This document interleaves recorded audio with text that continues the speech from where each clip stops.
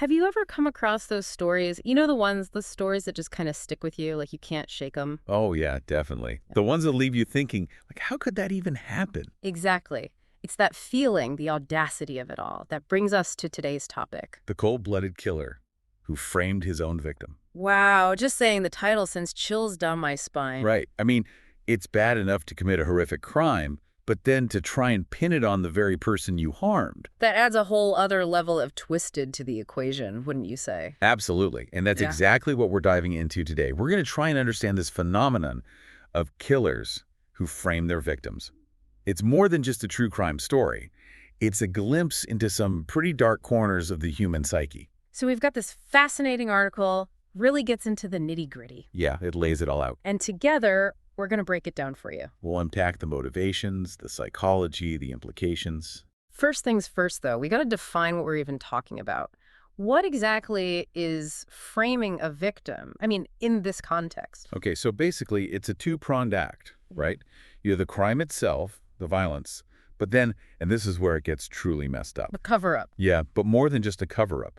It's about actively creating a false reality. So you might have the perpetrator planting evidence. Like the classic murder weapon in the victim's hand kind of thing. Exactly. Or they might manipulate the circumstances to make it look like the victim was somehow responsible or at least involved in something shady that might justify their death. So it's not just about getting away with murder. It's about smearing the victim's name in the process. Right, like a double whammy of evil. It's about control, about twisting the narrative to their advantage. This is where it gets really unsettling because it's implying that the victim somehow deserved it, right? Yeah, and that's incredibly disturbing, isn't it? It speaks to a complete lack of empathy and well, a perverse need to justify their own actions. Which I guess brings us to the big question. The why. Exactly. What drives someone to do something like this? The article digs into some serious psychological territory here. Right off the bat, it mentions a lack of empathy, like a hallmark of psychopathy or sociopathy. I mean, that kind of makes sense, right? To be able to frame someone you've just killed. Yeah, you'd have to be pretty detached, wouldn't you? To pull that off, you'd need an almost inhuman level of emotional distance. Absolutely. Yeah. You're essentially looking at someone who can completely compartmentalize their actions, their emotions. It's a calculated move driven by very specific motivations. The article breaks those down, thankfully. And the first one is like the most obvious, avoiding consequences. Self-preservation, taken to a whole new level of messed up. So by pinning the blame on the victim, the killer is basically trying to get away scot-free. Right. But then, and this is where it gets really interesting, there's the issue of control. Control over how the story is told, how the events are perceived. Exactly. It's about power. For someone with a narcissistic personality, for example, the idea of being seen as the bad guy, as the perpetrator, is just inconceivable. So they create their own version of reality, even if it means demonizing the victim. Exactly. It's about maintaining that facade, that sense of superiority, even after committing a truly horrific act. Yeah. And, sadly, it doesn't stop there. There's that even more disturbing element the article mentions, sadistic gratification. Oh, yeah, that was tough to stomach. The idea that some killers actually get pleasure from the pain they inflict, not just on the victim, but on their loved ones. Prolonging that agony by casting suspicion on the victim, it's just cruel, beyond cruel. And I think that's one of the things that makes these cases so chilling, right? It's that layer of psychological manipulation on top of the violence. It's like a mind game designed to make everyone question reality. And speaking of questioning reality, the article mentions something called projection of guilt. Oh, yeah. Like, the killer actually transfers their own guilt onto the victim. Yeah, it's messed up, but it happens. How does that even work psychologically? Well, think of it like this. You know how sometimes someone who cheats on a test will accuse others of cheating? Right, it's classic deflection. Exactly. It's a defense mechanism. And in these cases, framing the victim is like a supercharged version of that. The killer's basically trying to convince themselves that the victim deserved it, that they're not really to blame. So it's like they're constructing this narrative in their head where they're not the villain. Right. It's a way to reconcile their actions with their own self-image, even if that image is completely warped. Well, with all that in mind, let's get into some real-world examples. Yeah, the article highlights some pretty high-profile cases where these dynamics might be at play. Scott Peterson, for instance.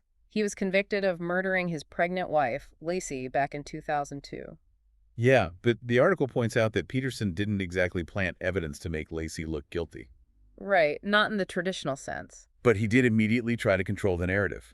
By playing the concerned husband, participating in those searches. Right. And even subtly hinting that Lacey might have been irresponsible. Maybe she was the one who wandered off. It's all about shifting that focus, right? Even if it's not direct framing, it still speaks to that desire to manipulate perception and avoid accountability. Exactly. Then there's the Rebecca Zahaw case. She was found dead at Jonah Shacknai's mansion in 2011. Initially ruled a suicide, but... But later, suspicion fell on Shacknai, Rebecca's boyfriend's father. Right. And the allegations were that he might have staged the scene to look like Rebecca took her own life. Like out of guilt over his son's death. Yeah, potentially to cover up something more sinister. So this, if true, would be a more clear-cut case of framing. Now on to someone most people have heard of, Ted Bundy. Oh yeah, the notorious serial killer. And the article explains how Bundy would often blame society or even his victims for their fates. Like that whole thing about them being promiscuous, dressed provocatively. It's a textbook case of victim blaming. Shifting the blame, dehumanizing the victims to somehow justify his own actions. It's chilling, to say the least. And then there's the O.J. Simpson trial. Remember that one? Oh yeah, how would anyone forget? He was acquitted of murdering his ex-wife, Nicole Brown Simpson, and her friend, Ron Goldman. But the defense team did suggest that Nicole might have been involved in criminal activity, even abusive relationships. Right, trying to cast doubt on her character. Yeah, And while it wasn't direct framing, it's still a way of manipulating the narrative, right? absolutely. So we've gone through all these examples, these truly awful stories. And I guess the question is, what can we as a society learn from all this? Well, the article brings up some really important points about the wider impact of these cases. Like the issue of victim blaming, how easily society can be swayed by a carefully constructed narrative, especially when it plays into pre-existing prejudices. Right. It's a reminder that we have to be critical thinkers, that we can't just accept everything we hear at face value. And I was really struck by what the article said about forensic science, how advances in DNA analysis and digital forensics have been crucial in uncovering the truth. Oh yeah, those technologies have been game changers. They've helped expose lies, bring perpetrators to justice. It's a little bit of hope in an otherwise pretty grim landscape, isn't it? Definitely. But we can't forget the role of the media in all of this either. The article stresses how sensationalized or biased reporting can actually amplify those false narratives. Absolutely. Journalists have a huge responsibility to report these stories carefully, objectively, because the way they frame things can have a real impact on public perception, on the victims' families, on the whole justice system. So wrapping it all up, what's the big takeaway from this deep dive into the cold-blooded killer who framed his own victim? Well, I think understanding these cases, these manipulative tactics, is essential for a lot of reasons. Like being more aware of the patterns of manipulation, not just in crime, but in life in general. Yeah. It's about being more discerning, more critical of the information we're bombarded with every day.